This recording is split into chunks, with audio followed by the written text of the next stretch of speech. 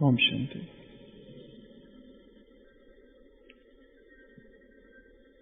पश्चिम जगत में एक लेखक कवि हुए थे, H.G. वेल्स। उस लेखक ने एक बहुत प्रसिद्ध कहानी लिखी थी जो कि 1911 में पब्लिश हुई थी। उस कहानी का शीर्षक था the country of the blind, अंधों का एक देश।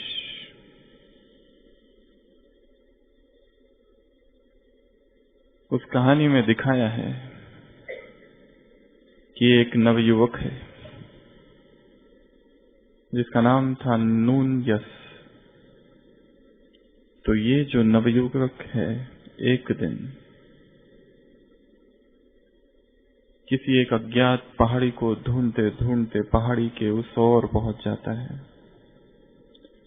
और उस पहाड़ी के अंदर के पीछे जो एक वादी होती है उस वादी में पहुंच जाता है, एक वैली में। और वहां वो देखता है एक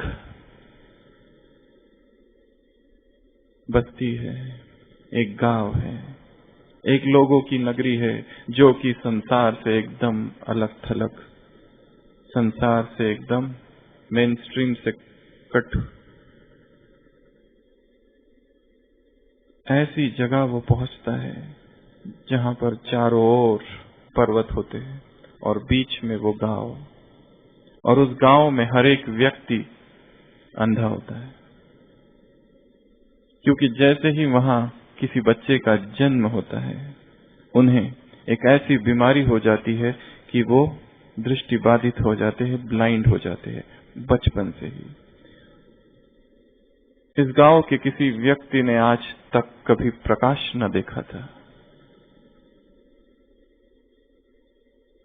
ये नवयुवक बहुत खुश हो जाता है यह सोचकर कि इस अंधों की नगरी में मैं एक ही हूं जो देख सकता है।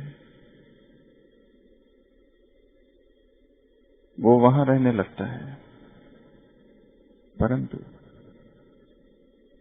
उस गांव के जो लोग हैं उसे वो अच्छा नहीं लगता,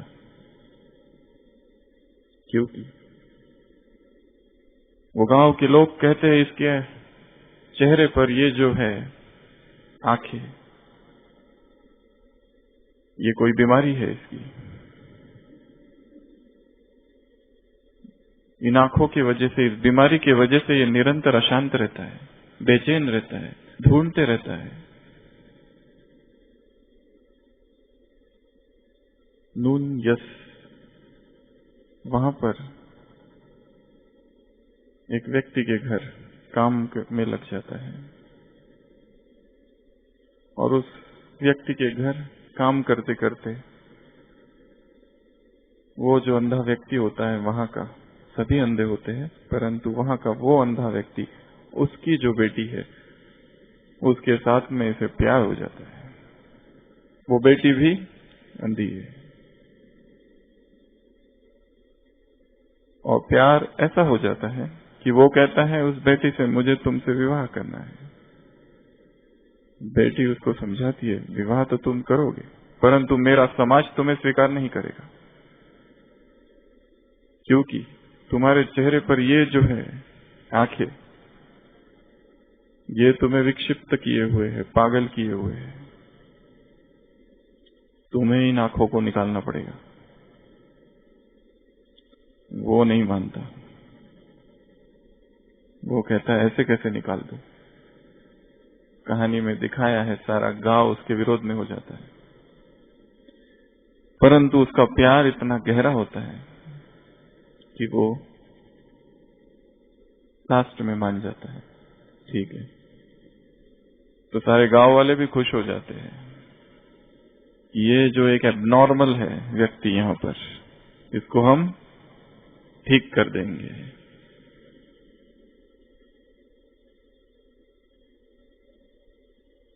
दूसरे दिन सुबह शल्य चिकित्सा होने वाली होती है, सर्जरी। वो व्यक्ति सोचते रहता है कि वास्तव में मेरी आंखें चली जाएगी, परंतु वो जो कन्या होती है वो भी उसे बहुत समझाती है, तुम्हें निकालना ही पड़ेगा, अगर तुम्हारा प्यार मेरे लिए सच्चा है तो हाँ ना आखिरी में वो मान जाता है। तो कहानी में दिखाया है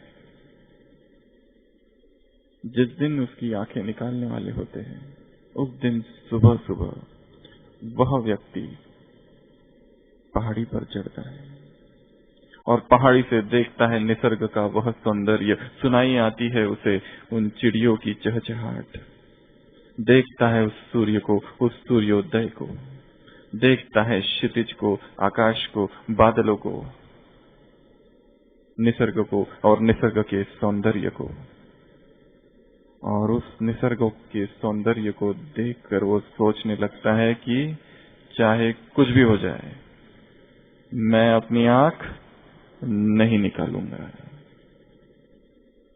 H.G. वेल्स ने यह कहानी यहीं पूरी की और उसमें कहा कि उसी दिन सुबह सुबह वह व्यक्ति वहां से भाग गया और वापस कभी उस वादी में, उस खाई में, उस वैली में कभी नहीं लौटा। उस कहानी को बहुत सारे लोगों ने बाद में थोड़ा चेंज किया। किसी ने कहा कि वो कन्या को लेकर वो भाग गया, कंट्री ऑफ द ब्लाइंड। ये कहानी उस समय बहुत प्रसिद्ध हुई थी। ये हम क्यों सुना रहे हैं आज?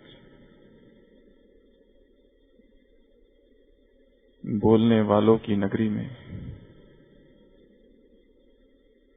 यदि कोई न बोलने वाला पहुंच जाए तो उसे क्या समझा जाता है? एबनॉर्मल। कैसे भी करके उसे ठीक करना ही है। परंतु जिसने मौन का सूर्य देख लिया है और परंतु जिसने मौन का वो क्षितिज देख लिया है, मौन का वो आकाश देखा है और मौन के वो बादल देखे हैं और मौन का वो संगीत सुना है, मौन का वो माधुर्य, वो मधुरिमा, वो स्वीटनेस जिसने टेस्ट कर ली है, वो कभी भी बहकावे में नहीं आएगा। और जैसे वो व्यक्ति वहां से छूट जाता है वैसे ही इस आवाज की दुनिया से, स्वर की दुनिया से, साउंड की दुनिया से, नॉइज की दुनिया से, वार्तालाप की दुनिया से, वाद विवाद की दुनिया से ऐसा व्यक्ति छूट जाता है।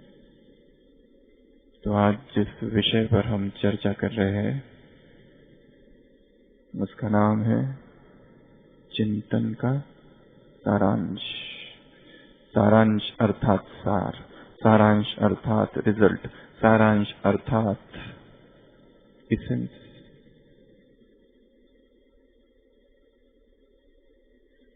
जब व्यक्ति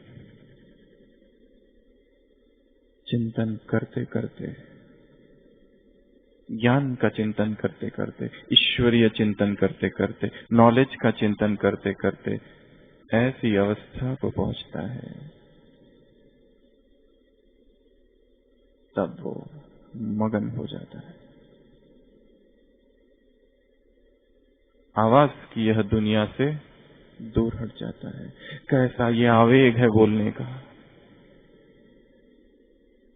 कैसी एक्साइटमेंट है बोलने की,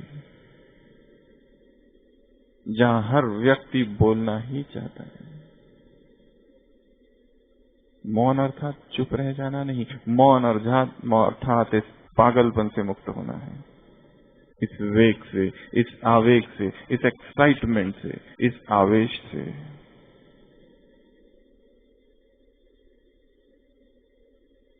दो व्यक्ति बात कर रहे हैं, एक व्यक्ति सुन रहा है, दूसरा बोल रहा है, परंतु जो सुन रहा है वो वास्तव में नहीं सुन रहा है, क्योंकि एक दूसरा वार्तालाप उसी के मन में चालू है।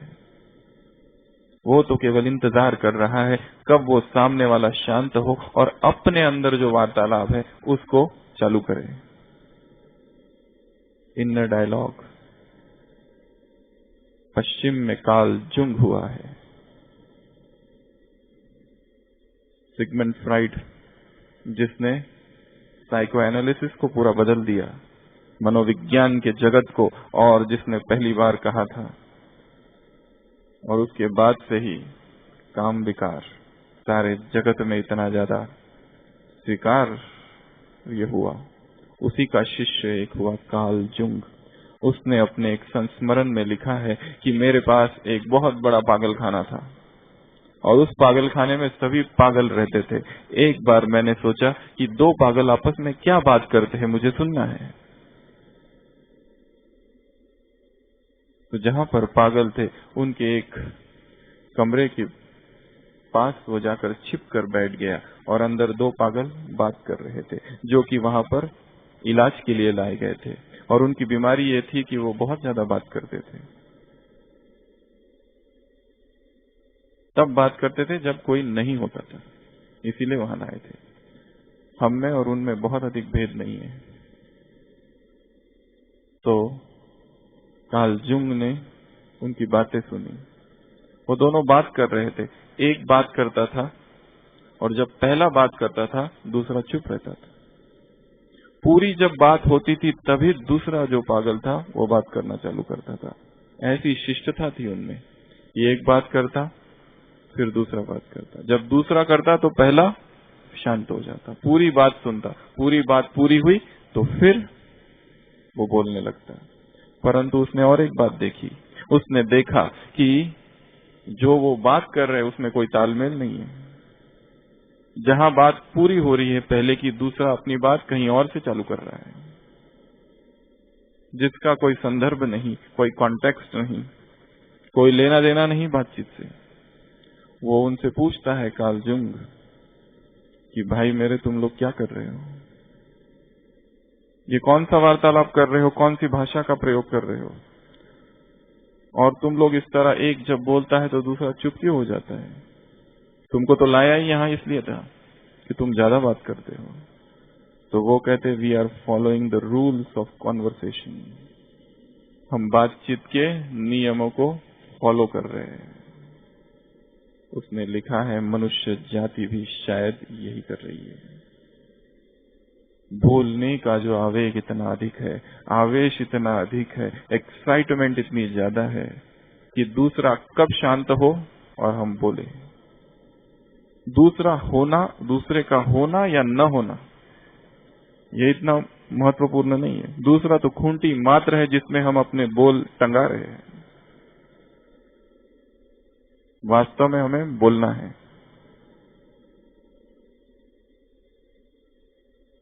मौन इस सीजन की सबसे पहली मुरली याद है सभी को? 16 अक्टूबर 2016 मन के विषय में बाबा ने 4 बातें कही थी। मन की शांति, मन का मौन, मन की डांस, और चौथा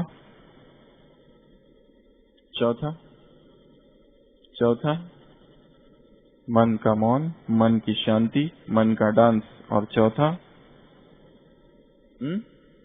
मन शक्तिशाली। 1 मास के लिए होमवर्क दिया था बाबा ने, मन को शक्तिशाली बनाओ। 1 सप्ताह के लिए होमवर्क दिया था, मन का मौन। जो भी ज्ञान का हम चिंतन करते हैं, जो भी ज्ञान का हम मनन करते हैं, अगर वो वास्तविक चिंतन है और वास्तविक मनन है तो वो करते करते ही योग से जो सर्वोच्च अवस्था प्राप्त होती है वही अवस्था चिंतन से भी प्राप्त हो सकती है। जो ज्ञान से सर्वोच्च अवस्था प्राप्त होती है, याद में आत्मा मगन हो जाती है, वैसी ही अवस्था ज्ञान का चिंतन करते करते करते आत्मा को उपलब्ध हो सकती है। क्योंकि वो मनन इतना गहरा हो जाए कि वो मनन करते करते करते ही आत्मा उसमें जैसे डूब जाती है, मगन अवस्था आ जाती है। जैसे उसका अपना अस्तित्व जो है वो समाप्त हो जाता है। और ये जो अवस्था है ज्ञान की, ये और योग की समान है। जितना योग की तरफ हमारा ध्यान है, क्या उतना ही ज्ञान के चिंतन की तरफ हमारा ध्यान है? शायद नहीं। ज्ञान अर्थात हमारे लिए मुरली क्लास जाना, डायरी खोलना, महावाक्य लिखना, प्रश्न लिखना, उत्तर लिखना, मुरली की कुछ पॉइंट्स लिखना, धारणा के लिए सार 1 पॉइंट, 2 पॉइंट, वरदान, विश्लेषण और स्लोगन, डायरी बंद। इसी को हमने ज्ञान की संज्ञा दी है। ज्ञान में चलने की भी संज्ञा यही है हमारी। शायद ऐसा नहीं है। क्या ज्ञान को हमने ऐसा समझा है जैसा वो है? क्या ज्ञान की गुह्यता को हमने समझा है? ज्ञान की गहराई को हमने जाना है? एक एक शब्द के अर्थ को, वाक्य के गुणार्थ को और भावार्थ को समझा है? शायद नहीं। और जब हम वो समझने लगते हैं, जब हम वो अर्थ जानने लगते हैं, तब मौन स्वतः ही घटित होता है। Deep silence. महात्मा गांधी ने एक आर्टिकल लिखा था कभी, 6 अगस्त 1925, यंग इंडिया। उसमें उन्होंने लिखा है, वर्णन किया है, जब मैं अफ्रीका में था, एक बार एक मठ में गया, बहुत बड़ा आश्रम था जहां पर सन्यासी रहते थे, और उस आश्रम का नाम था the Trappist monastery. Trappist monastery नाम का वो मठ था। वहां मैं गया और वहां मैंने क्या देखा कि वहां पर सभी लोग मौन व्रत धारण किए हुए, जितने सन्यासी वहां पर है 500 से भी अधिक, सभी मौन है, कोई किसी से बात नहीं कर रहा है। ऐसी अद्भुत शांति थी वहां पर, कोई शब्द, कोई आवाज नहीं, कोई हलचल नहीं, और सारे कार्य फिर भी हो रहे हैं। तो वहां के जो हेड थे, मठाध्यक्ष, जो इंचार्ज, उससे उन्होंने पूछा, उस फादर से, कि ये क्या है? उस फादर ने कहा, यहाँ पर सभी सन्यासी मौन व्रत का पालन करते हैं। महात्मा गांधी ने पूछा, क्यों? उन्होंने कहा कि हम मनुष्य मात्र इतने कमजोर प्राणी हैं, क्या बोलना चाहिए और क्या नहीं बोलना चाहिए हमें आज तक समझ में नहीं आया है। बोलते हैं तो गलती हमेशा करते हैं, थोड़ा ज्यादा बोलते हैं, या जो बोलना नहीं चाहिए वो बोलते हैं। और हमारे अंतःकरण में, अंत चेतना में, इनर कॉन्शियस में जो आवाज है, जो इनर वॉइस है, वो इतनी पहले ही कम है, इतनी धीमी गति की है कि यदि उस आवाज को सुनना है तो बाह्य सभी आवाजों से हमें मुक्त होना होगा।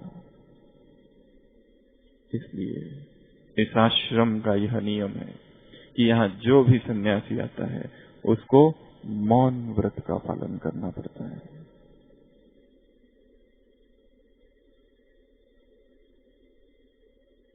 यदि हम अपनी दिनचर्या को देखें, सुबह से लेकर रात तक, जिसमें हम केवल बोल रहे हैं, बोल रहे हैं और बोल रहे हैं, कितनी ही हमारी शक्ति इस बोल के द्वारा व्यय हो रही है। हम शब्द को बाहर फेंक रहे हैं। क्या ऐसा हो सकता है?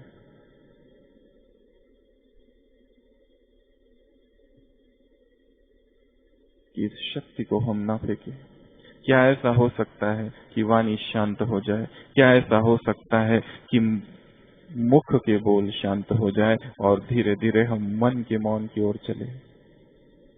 क्या ऐसा हो सकता है कि मन का मौन हो जाए और फिर मुख का भी मौन हो जाए, एक से दूसरे की तरफ और दूसरे से पहले की तरफ? क्या ऐसा हो सकता है?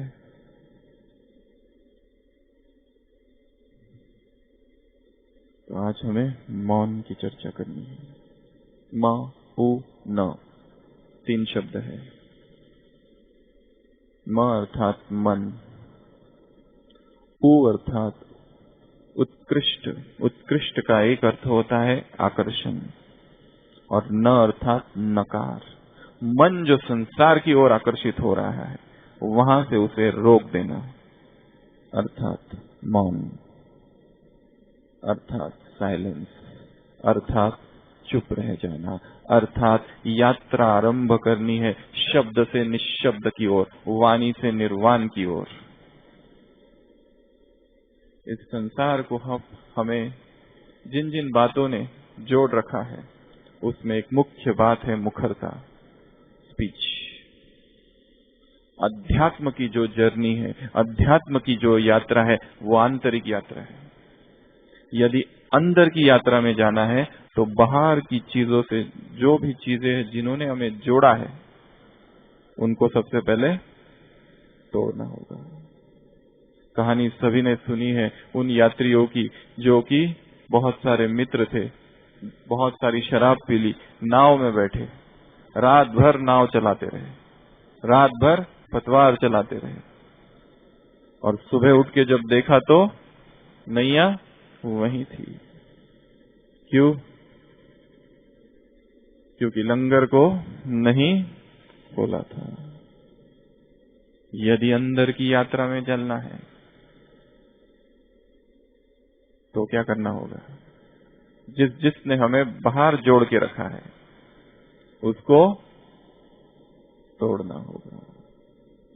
और एक मुख्य जो चीज है जिसने हमें जोड़ रखा है वो है स्पीच। यदि स्पीच को कम कर दिया जाए, यदि स्पीच को या फिर संपूर्णतः रोक दिया जाए, तो क्या यह संभव है कि आंतरिक यात्रा सहज हो जाएगी?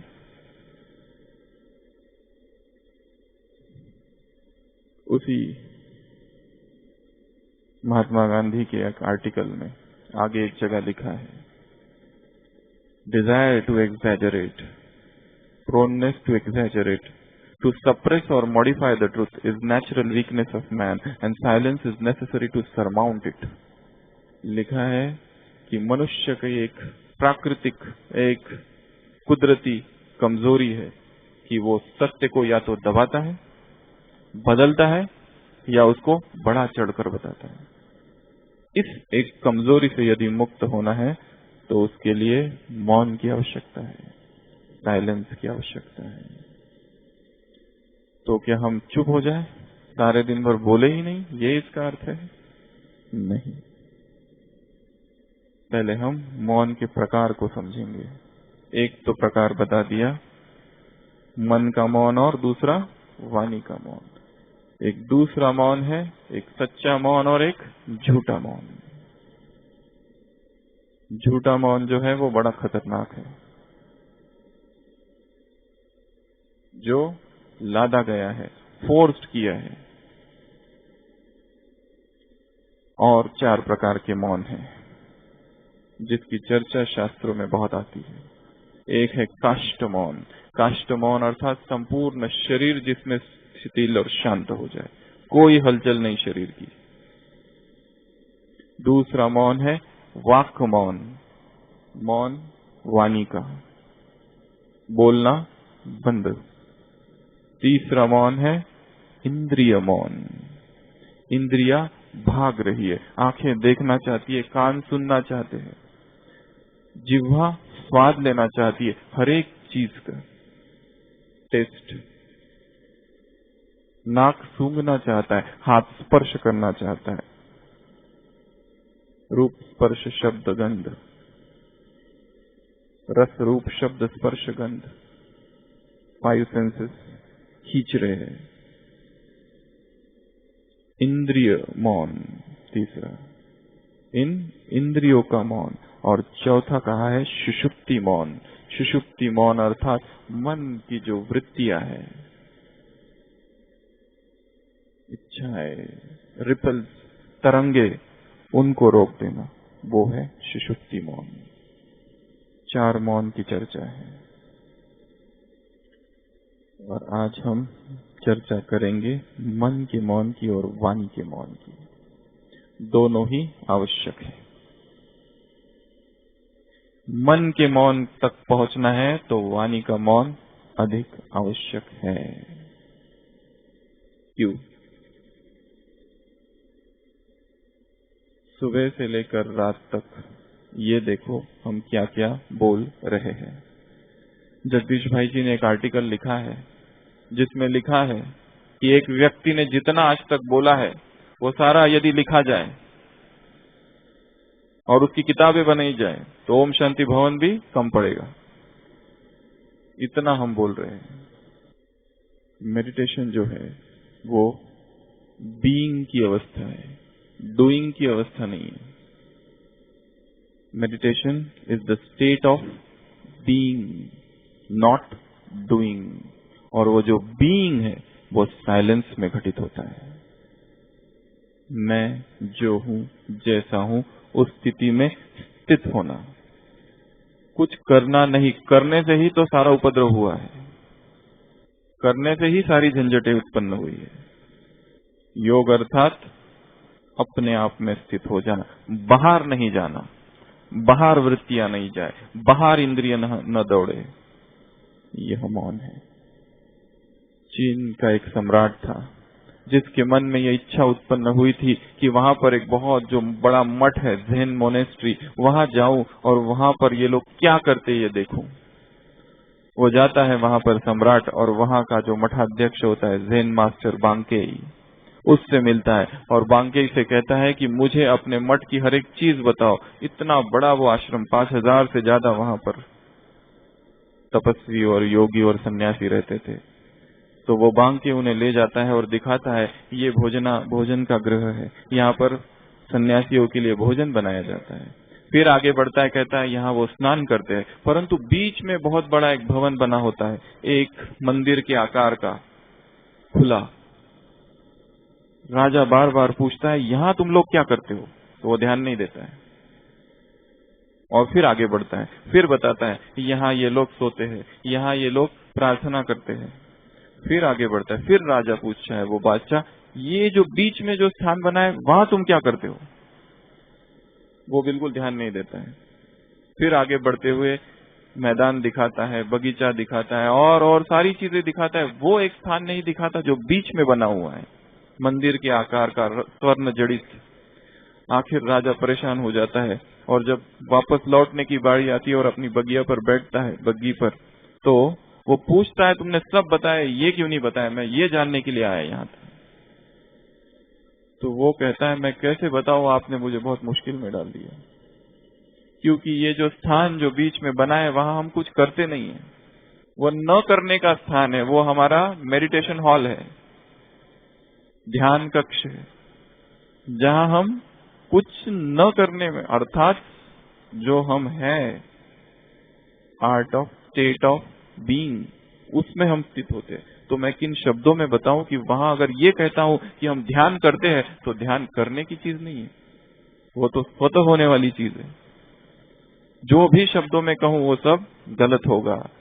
इसके लिए meditation is an art of being, not doing. Doing से ही तो सारी झंझट खड़ी हुई है। इसलिए मौन अर्थात स्व में स्थित हो जाना। मौन अर्थात न बोलना नहीं है, परंतु बोलने की जो उत्कट इंटेंस डिजायर है उससे मुक्त हो जाना।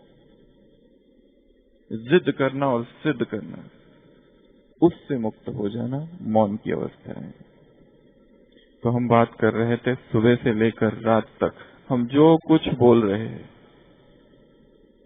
यदि हमें वास्तव में मौन के इस सौंदर्य को, मौन के इस मधुरता का टेस्ट करना है, तो सबसे पहले तो उन नुकसानों को निकालना पड़ेगा जो कि बोलने से होते हैं।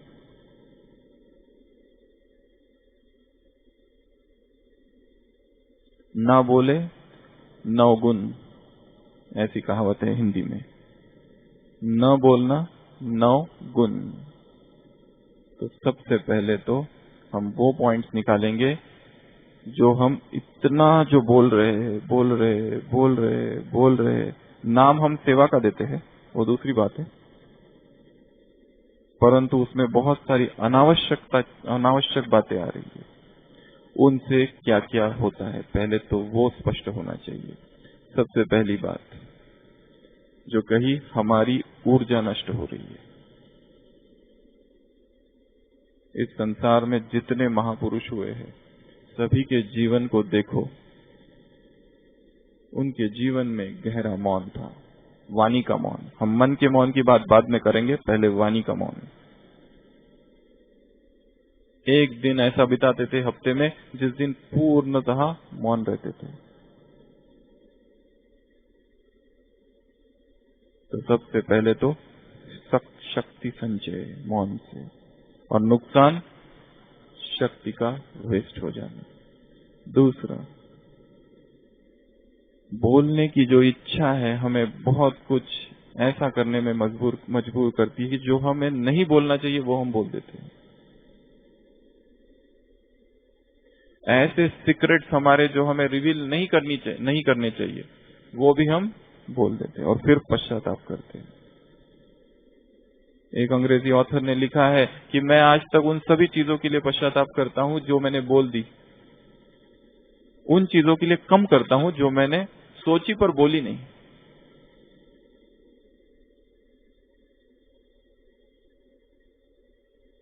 तो एक तो शक्ति, दूसरा व्यर्थ, तीसरा अनावश्यक बोल, चौथा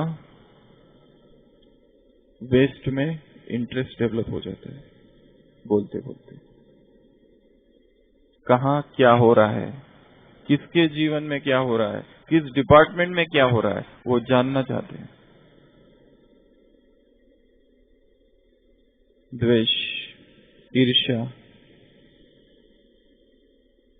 मिसअंडरस्टैंडिंग, ग्लानि, निंदा, बोलते बोलते अभी अभी संडे मुरली चली थी, ऐसे ही चालू भाषा, लास्ट संडे की मुरली, ऐसे ही बोल दिया, ऐसे ही कर लिया, ऐसे ही हो गया, हम तो मजाक कर रहे थे, ऐसे ही किसी की टांग खींच ली, ऐसे ही की माया। वो बोलते बोलते बोलते कब किसी की निंदा करना हम चालू कर दे, पर चिंतन करना चालू कर दे, पर दर्शन करना चालू करे, ये हमें भी पता नहीं चलता है। और सत्य जैसा होता है वैसा वो नहीं रहता है। जब एक मुंह से दूसरे मुंह और दूसरे से तीसरे तक पहुंचता है, सत्य बदल जाता है।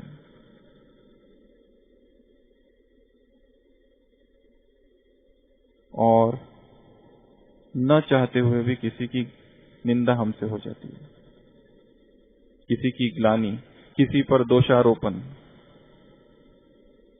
ब्लेम गेम, ब्लेम करना, अक्यूज करना, विरोध करना, ये सारी चीजें चालू हो जाती है। और एक चीज, स्पीच जो है, मस्तिष्क की एनर्जी भी उससे कम होती है, ब्रेन की एनर्जी। बहुत बड़े इस पर रिसर्च हुए हैं, university of California and Los Angeles. अभी अभी एक रिसर्च निकाला था साइलेंस पर। उसमें उन्होंने कहा, जो व्यक्ति बोल रहा है कंटिन्यूअस सुबह से लेकर शाम तक, कहीं ना कहीं उसका दिमाग कमजोर हो रहा है। एक कंपनी है प्रोमेगा, उस कंपनी में ऐसा नियम बनाया है कि हर एम्प्लॉय को दोपहर में 20 मिनट के लिए एकांतवास दिया जाता है और मौन का अभ्यास कराया जाता है। और देखा है कि जब से उन्होंने इस कंपनी ने चालू किए, उनकी कार्य क्षमता बहुत बढ़ गई है। दिन भर उनको बहुत काम करना पड़ता है, पर ये थोड़ा सा पीरियड एकांत का और सॉलिट्यूड का जैसे उनमें शक्ति भर देता है। तो बोलना दिमाग की जो शक्ति है उसको भी कम करता है, बोलना हमारी क्रिएटिविटी को भी कम करता है। ज्ञान की चर्चा करना वो अलग बात है। मितहारी बोल, सॉफ्ट वर्ड्स, सुखकारी बोलना अलग बात है। हम बात कर रहे हैं उन बोल की जो व्यर्थ है, जो वेस्ट है, जो निंदा के है, जो ग्लानि के है, जो आवेग के है, आवेश के है, एक्साइटमेंट के है, इस डिजायर से है कि बस बोलना है। वो सभी बोल हमारी शक्ति को क्षीण कर रहे हैं।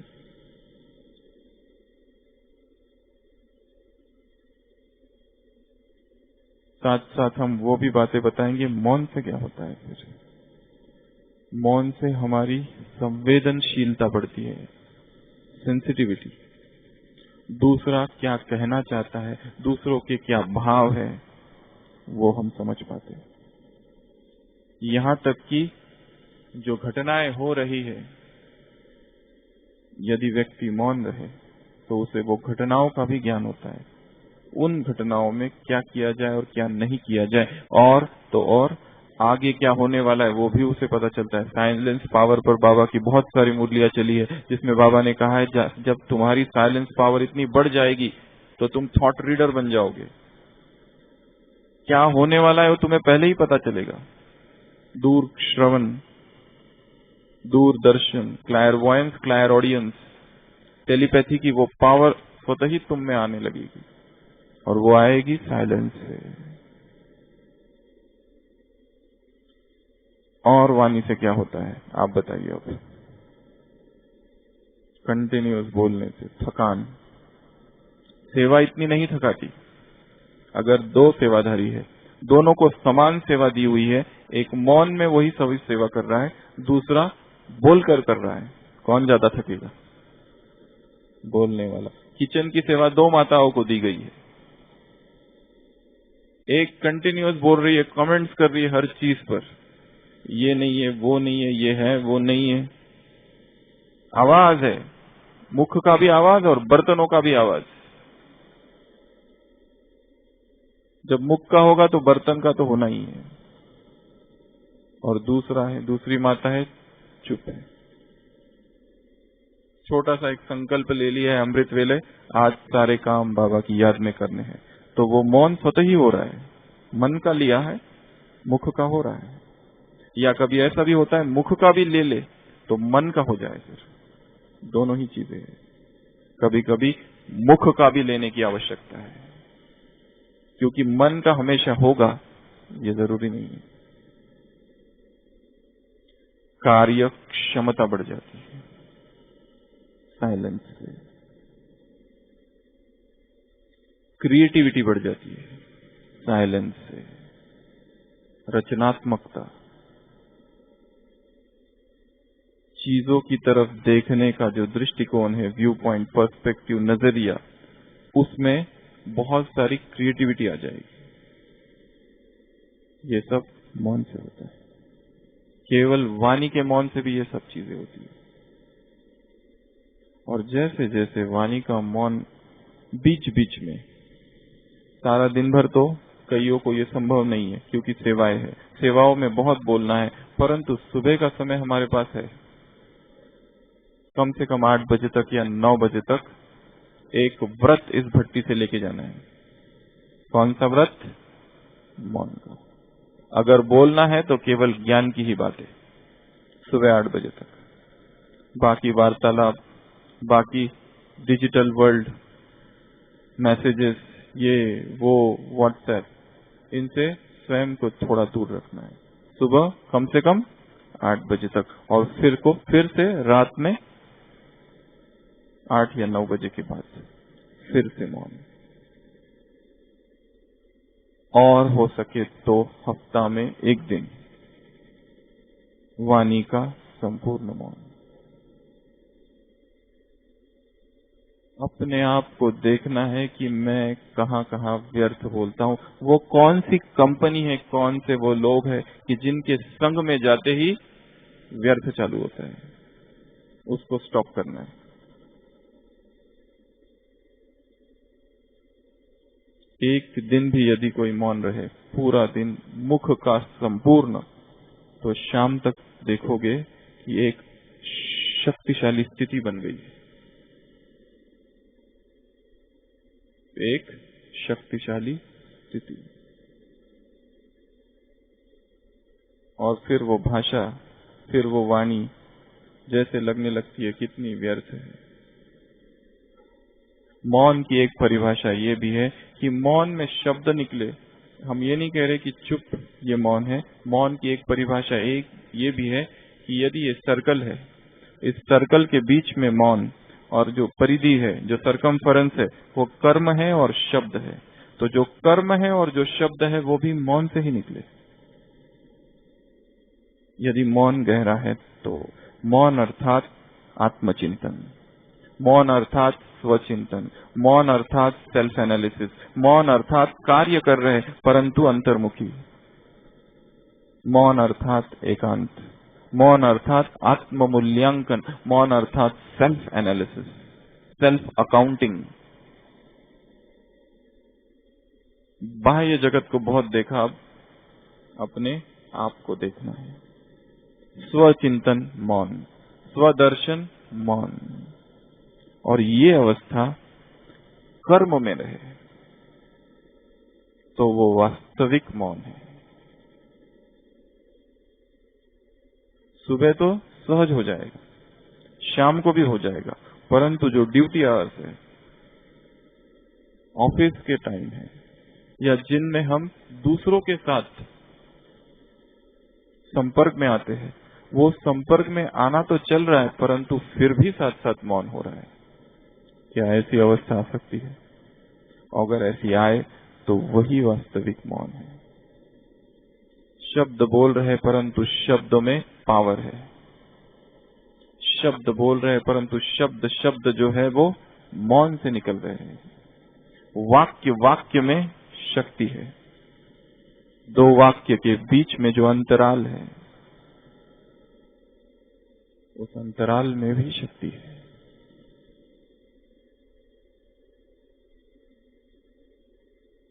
स्वयं को चेक करना है कि बोल से हमारी कहां कहां कौन कौन सी कितनी शक्तियां वेस्ट हो रही है। जब व्यक्ति मौन रहता है तो निर्णय शक्ति बढ़ जाती है। पावर टू जज, पावर टू डिस्क्रिमिनेट। चीजों को हम वैसा नहीं देखते जैसे अब देख रहे हैं, अस्पष्ट। हर एक के जीवन में इतनी सारी समस्याएं हैं, परंतु हम जैसे ही मौन हो जाए तो देखेंगे वो समस्या है ही नहीं। वो हमारे क्लाउडेड थिंकिंग की वजह से हो रही है। हम स्पष्ट नहीं देख पा रहे चीजों को, इसलिए वो समस्या भास रही है। परंतु जैसे ही माइंड साइलेंट हो जाता है, तब वो स्पष्ट दिखाई देने लगती है। हमने अपने ही जीवन में 3 अलग अलग समय पर ज्ञान में आने से पहले, जो कि हमने संकल्प तो नहीं किया था, परंतु स्वतः ही मौन की अवस्था में गए थे। पहला मौन जो था वो 6 मास तक चला था, और उस 6 मास में हमने ये देखा था कि जो चीजें होने वाली है वो हमें पहले ही जैसे आभास हो जाता था। हम ये नहीं कह रहे कि वो हम कोई अध्यात्म की साधना कर रहे थे, वो स्वतः ही हुआ था कुछ और कारणों से, परंतु वो एक खोज थी ईश्वर की। उस वजह से वो मौन हुआ तो था, और उस मौन से स्वतः ही शक्तियां जमा हो गई थी। हम कहेंगे कि वो जो मौन किया था तब, वो अब तक चल रहा है, उसकी पावर। वो वाणी का मौन था, संपूर्ण मौन। एक शब्द भी हमें याद है शायद मुंह से ना निकला हो। और जो शक्ति का हमने तब अनुभव किया था, जो आवाजें हमने सुनी थी प्रकृति की, जो कि मनुष्य प्रकृति से कितना दूर हो चुका है, उसे प्रकृति की आवाजें सुनाई नहीं देती।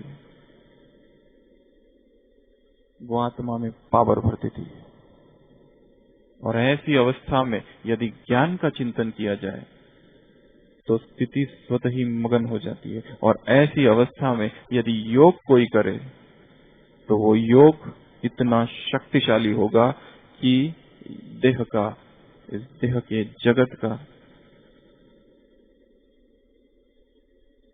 कोई प्रभाव हम पर नहीं पड़ेगा। अशरीरी अवस्था का अनुभव उसी मौन की अवस्था में घटित होता है।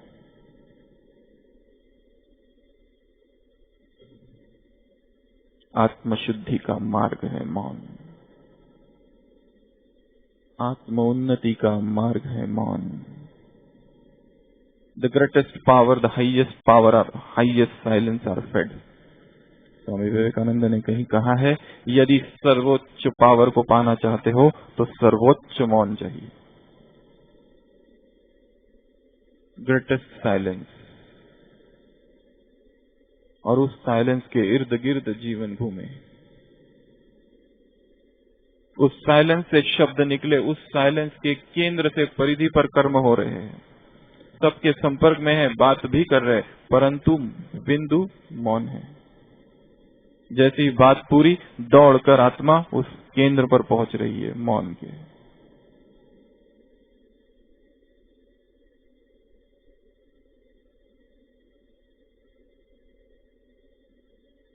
सबसे पहले ये चेक करना है कि मेरे जीवन में वाणी ने क्या क्या नुकसान कर दिए हैं, मेरे डैमेजेस। यदि उन जीवन में हुई घटनाओं को देखो और सोचो कि इस अवस्था में मैं अगर न बोलता तो क्या होता, और बोलने से क्या होगा। झूठा आरोप लगे और कोई चुप है तो क्या होता है, और झूठा आरोप लगे और कोई स्वयं को डिफेंड करे, सिद्ध करे, तो क्या होता है। चेक करो स्वयं को। तो एक है वाणी का मौन, वो करते ही अद्भुत शक्ति आने लगती है। दूसरा है फिर मन का, जिसमें मन इतना शांत हो जाए, मन इतना आत्म केंद्रित हो जाए, उस शांति स्वरूप में इतना टिक जाए कि स्वतः ही मुख शांत हो जाता है। बाबा ने हमेशा मन के मौन की बात की है।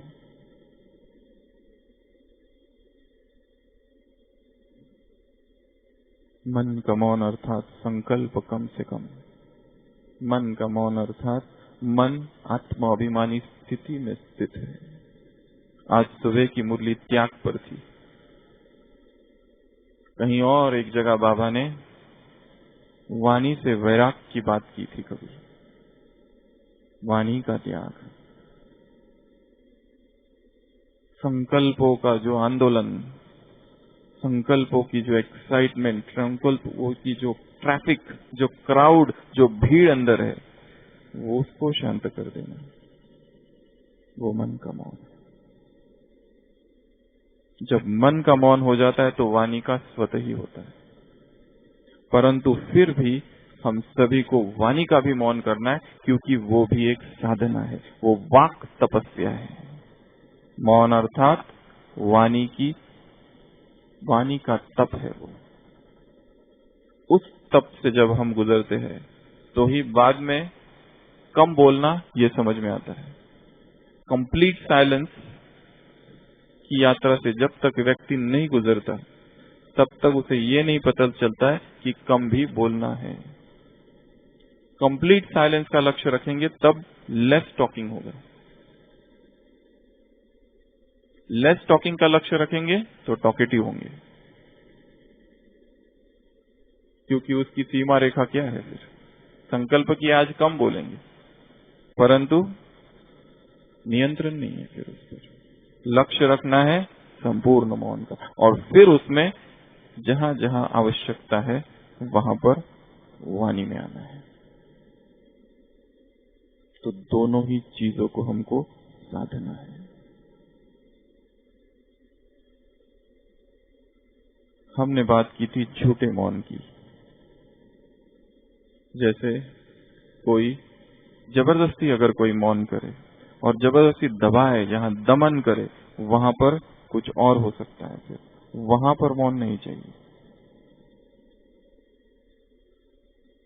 भावनाओं को व्यक्त करना है, या तो उस व्यक्ति के सामने जिसमें विश्वास है, या किसी पर यदि विश्वास नहीं है तो बाबा के सामने। दबा के नहीं रखना है कोई इमोशन को। यदि एंगर का इमोशन है, किसी ने हमें कुछ कह दिया और उसके प्रति हमने घृणा को दबा के रखा और लंबा समय तक दबा के रखा, तो एक दिन वो बदला लेगी। इसके लिए कैथारसिस इंग्लिश में कहते हैं, परगेशन। उसको व्यक्त कर दो। और सबसे बेस्ट हमारा जो फ्रेंड है वो शिव बाबा है। उसके सामने दिल की हर बात को कह दो। यदि किसी एक आत्मा के प्रति घृणा, द्वेष, ईर्ष्या, नफरत कुछ भी है, या तो लिखकर उसे बोल दो, पर उसको इस तरह से ये वाला मौन ना हो कि दबा के रखा है उसे। एक जैन मोनेस्ट्री में एक व्यक्ति होता है जो कि झूठा मौन करता है, और वो अपने आप को कहता है मैं मास्टर ऑफ साइलेंस हूं। उसके पास ज्ञान कुछ भी नहीं होता है, वो चुप रहता है। उसने अपने साथ 2 शिष्य रखे होते हैं। वो शिष्य ही उत्तर देते हैं हर चीज का। कोई भी जिज्ञासु आकर पूछता है तो वो शिष्य को कह देता है कि आप उत्तर दो, क्योंकि इनका मौन है। तो एक बार वो शिष्य कहीं बाहर चले जाते हैं और एक जिज्ञासु बीच में आ जाता है। अब इसके लिए मुसीबत हो जाती है, क्योंकि इसके पास कोई ज्ञान नहीं होता है, ये झूठा साधु होता है। तो वो उसको पूछता है सत्य क्या है। अब ये डर जाता है, अपने शिष्यों को ढूंढने लगता है। इधर देखता है, दाएं देखता है और बाएं देखता है, कई शिष्य मिलते नहीं। तो सामने का जिज्ञासु बहुत खुश हो जाता है। फिर जिज्ञासु पूछता है धर्म क्या है। ऊपर देखता है, नीचे देखता है, शायद शिष्य कहीं ऊपर हो। तो जिज्ञासु और ज्यादा खुश हो जाता है। फिर वो पूछता है भगवान क्या है। अब ये साधु जो होता है डर जाता है, अभी क्या करूं। वो खुद प्रार्थना करने लगता है, हे प्रभु मेरी रक्षा करो, अब मैं क्या उत्तर दूं। तो सामने का जिज्ञासु और ज्यादा खुश हो जाता है। फिर जिज्ञासु पूछता है आपका इस संसार के लिए क्या आदेश है, संदेश है। तो वो लास्ट में कहता है जैसे कि मैं हार चुका हूं, मुझे माफ कर दो। बिना कुछ बोले हाथ सामने कर देता है। तो जिज्ञासु बहुत खुश होके जाता है। बीच में रास्ते में 2 शिष्य मिलते हैं। वो शिष्य पूछते कैसे रहा। तो वो कहते हैं आपके गुरु तो बहुत पहुंचे हुए गुरु है। जब मैंने उनसे पूछा सत्य क्या है, तो उन्होंने इधर देखा उधर देखा। इसका मतलब सत्य ना इधर है ना उधर, वो अंदर है। जब मैंने उनसे पूछा धर्म क्या है, तो उन्होंने ऊपर देखा और नीचे, अर्थात धर्म अर्थात ना कोई ऊंचा है ना कोई नीचा, सब समान है धर्म में। जब मैंने उनसे पूछा भगवान कौन है, तो उन्होंने आंखें बंद कर ली। भगवान कोई मुख से थोड़ी ना कहा जा सकता है, परम मौन में ही उसका अनुभव हो सकता है भगवान का। और जब मैंने पूछा कि आपका संदास के लिए संदेश, तो उन्होंने हाथ सामने कर दिया, ये जीवन ही समर्पित है संसार के लिए। तो वो कहता है आप जैसे आपके जो गुरु है बहुत ऊंचे है। एक झूठा मौन कोई करता है तो भी क्या होता है संसार में, कहा जाता है, भर्तृहरि ने कहीं कहा है ज्ञानियों की सभा में मूर्खों का श्रृंगार मौन है। ज्ञानियों की सभा में यदि कोई मूर्ख बन जाए और उसे मूर्ख हो और उसे ये दिखाना है कि मैं बहुत बड़ा ज्ञानी हूं, तो उसे क्या करना चाहिए, चुप रहना चाहिए। बोलकर अपनी मूर्खता प्रकट नहीं करनी चाहिए। तो इस मौन तक पहुंचने के लिए एक आधार है चिंतन, ज्ञान का मनन। और वो सारे दिन भर यदि मनन चलता रहे तो मुख स्वतः ही व्यर्थ नहीं कहेगा, कुछ व्यर्थ बोलेगा नहीं, ना ही व्यर्थ चिंतन होगा। दोनों ही मौन घटित होंगे, मन का भी और मुख का भी। और सारे दिन भर जब हम मौन रहते हैं, तो शाम को जब योग में बैठेंगे तो वो योग कैसा होगा, शक्तिशाली और पावरफुल होगा। अमृत वेला जब योग में बैठेंगे तो बाबा से समीपता का अनुभव होगा, सामीप्य का अनुभव होगा, वो इंटीमेसी का अनुभव होगा कि वो मेरे साथ है। अभी हम दिन भर में देखेंगे बाबा के कमरे में बैठते, याद करते, बाबा की ही सेवा करते, फिर भी हमने देखा कि एक अनुभव ऐसा होता है कि हम बाबा से जैसे दूर है कहीं।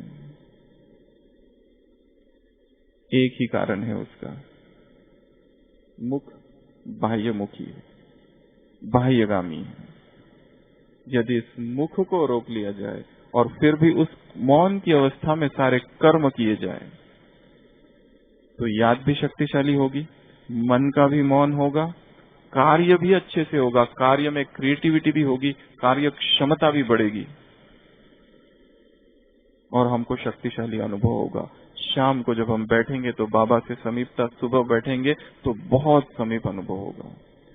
तो इस भट्टी से सभी कौन सा पाठ पढ़कर जाएंगे? मौन का, मन का मौन और मुख का मौन। थोड़ी बातें हमने की, समय पूरा हो रहा है।